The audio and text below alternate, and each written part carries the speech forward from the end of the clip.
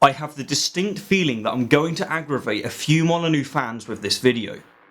But, despite the fact that I quite enjoy a lot of Molyneux's work, a bad argument is a bad argument, and hence, this is Universally Preferable Behaviour, Debunked.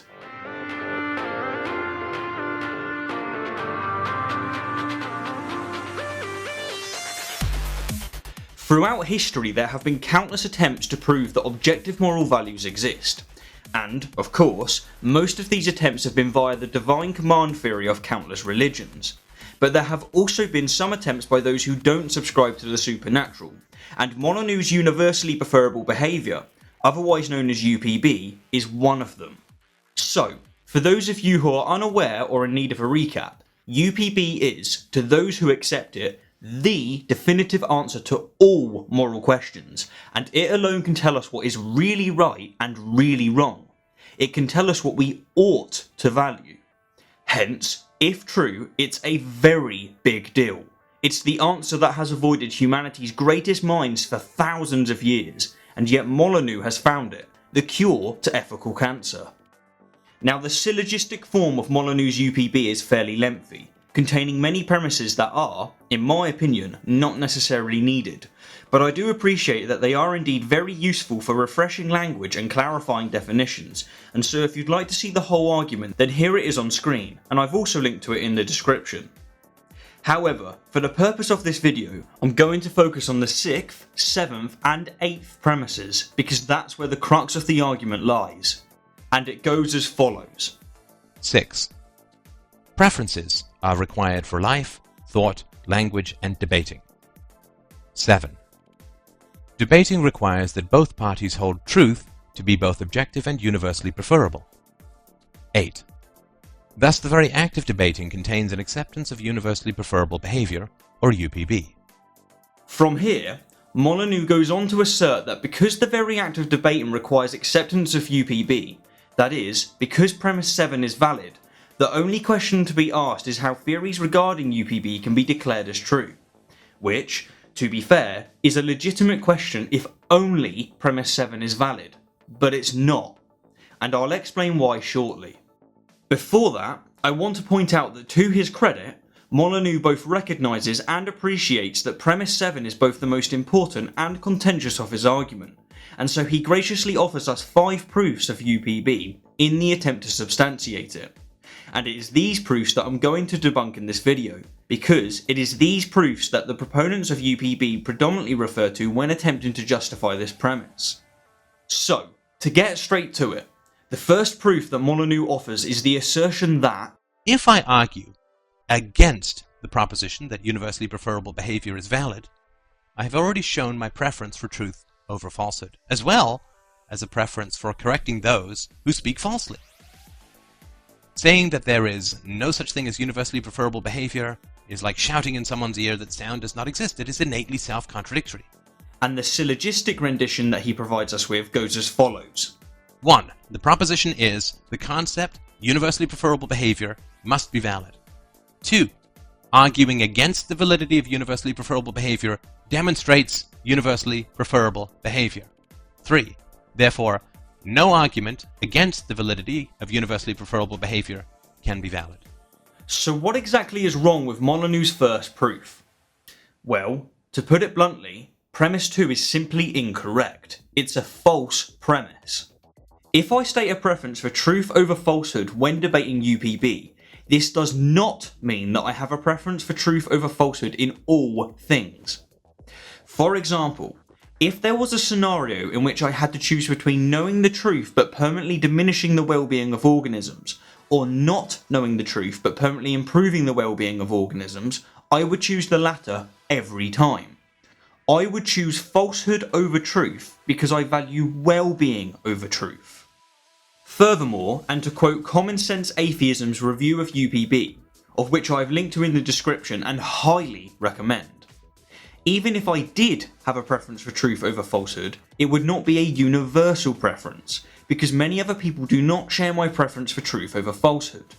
To illustrate this through another example, while I might value truth over falsehood when it comes to the question of if we will be reunited with our deceased loved ones when we die, Another person may value falsehood over truth as a result of them valuing comfort over truth.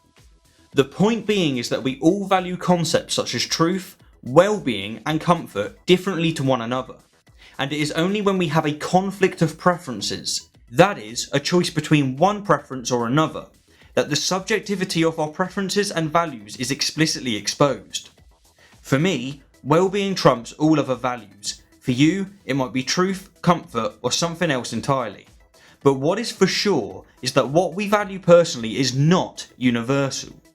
What's more, and to again quote Common Sense Atheism's review, Molyneux seems to be saying that objective moral values exist because we have the opinion that moral values exist, which is not the same as demonstrating that moral values really exist.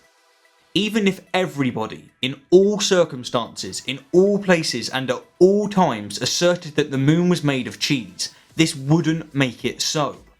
Hence, Molyneux's first proof is invalid because its second premise is simply incorrect. It's a crooked foundation, a false premise.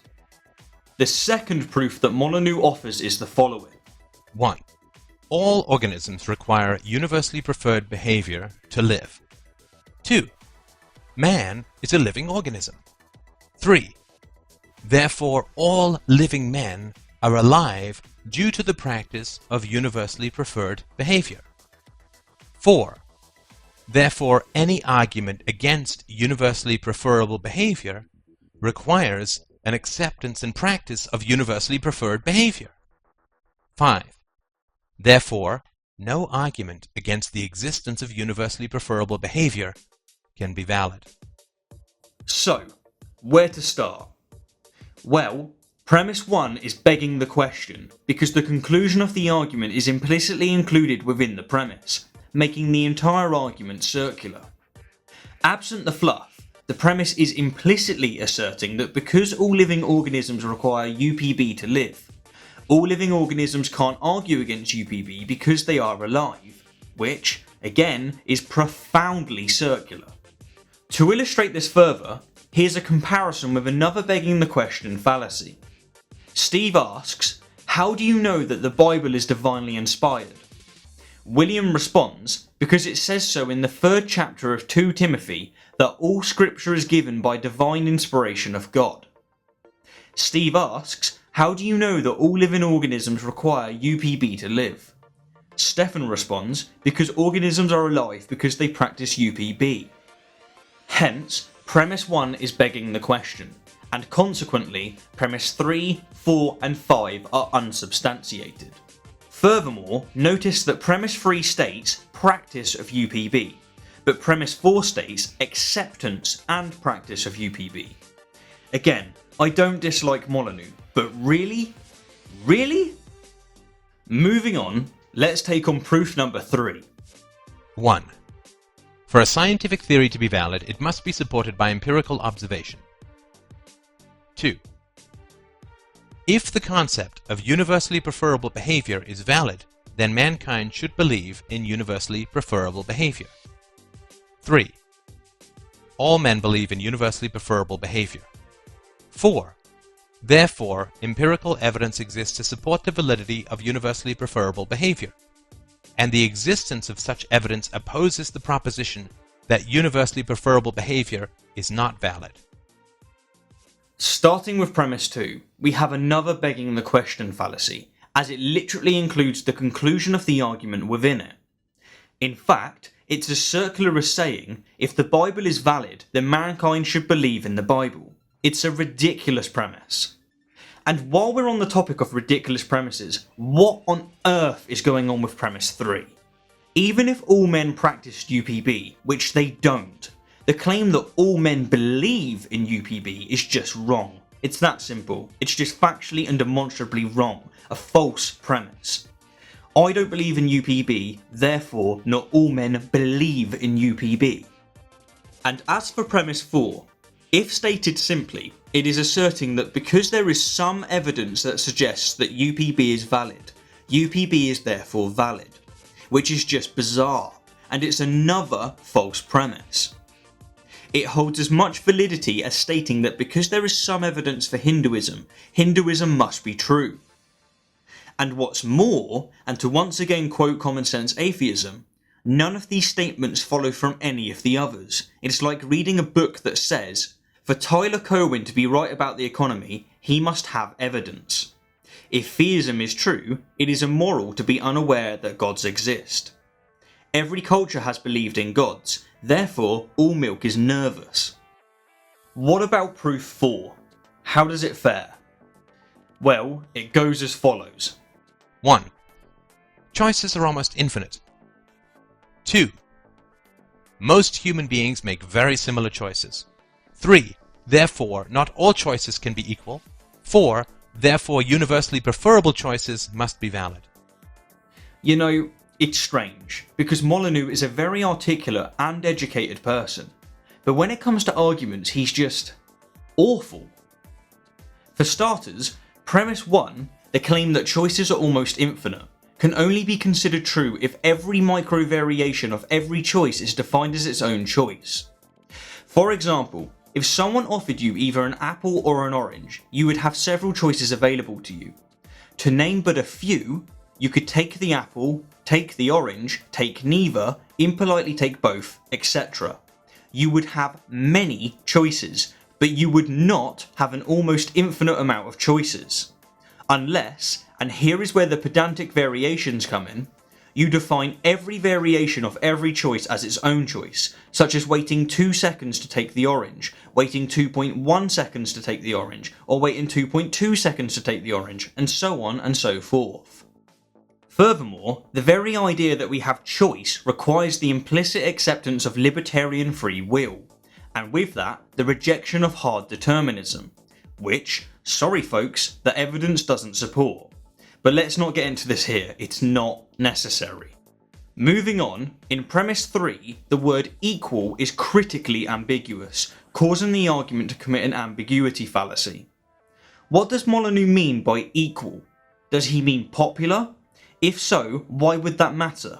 Throughout history, misogyny and racism has been incredibly popular, but that doesn't mean that they're somehow right or valid. And as for premise 4, stated simply, it doesn't follow from the other 3 premises. The fact that humans make similar choices doesn't prove that certain choices are universally objective. And finally, we get to Molyneux's 5th proof, and it goes as follows. 1. Organisms succeed by acting upon universally preferable behavior. 2. Man is the most successful organism. 3. Therefore, man must have acted most successfully on the basis of universally preferable behavior. 4. Man's mind is his most distinctive organ. 5. Therefore, man's mind must have acted most successfully on the basis of universally preferable behavior. 6. Therefore, universally preferable behavior must be valid. Where to start? Premise 1 is again begging the question. In fact, it's almost identical to the second proof's first premise, that all organisms require universally preferred behaviour to live, and it carries all of the same problems. As for premise 2, the assertion that man is the most successful species, this is just childishly absurd, because it's arbitrarily assigning significance. What exactly are humans the most successful at? It's not neck length, because the giraffe is more successful than us in this area. It's not population, because ants are more successful than us in this area. It's not age, because Arctic whales are more successful than us in this area. And it's not reproduction, because rabbits are more successful than us in this area. So what is it? Brain power? How arbitrary. Why should we accept that success is defined by how much brain power an organism has? This isn't just taking the biscuit, it's taking the whole damn jar. Now of course, to state a caveat that I add in a lot of my videos, the flaws and fallacies I've written throughout this video are not exhaustive, there are many more. But the ones that I've risen are more than enough to completely invalidate Molyneux's 5 proofs of UPB, and, by extension, UPB entirely. So, to recap, the first proof is flawed because premise 2 is a false premise. The second proof is flawed because premise 1 is begging the question, and premise 4 unjustifiably smuggles in the word acceptance. The third proof is flawed because premise 2 is begging the question, premise 3 is a false premise, and premise 4 is a false premise. The fourth proof is flawed because premise 1 is either pedantic or a false premise, premise 3 commits an ambiguity fallacy, and premise 4 is a non sequitur.